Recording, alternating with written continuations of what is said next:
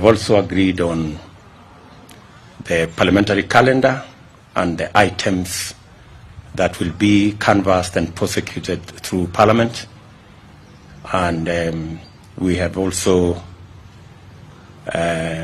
concurred with all the items that have been that were on the agenda.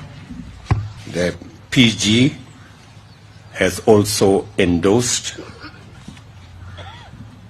the partnership arrived at after consultations between UDA, ANC and Ford Kenya.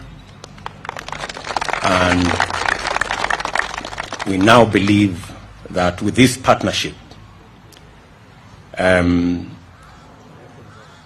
country has been given direction on the next general election.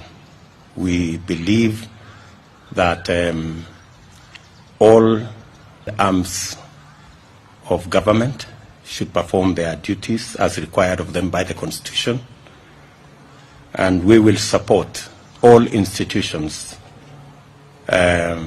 independent institutions, in making sure that we have a credible, a free and fair election.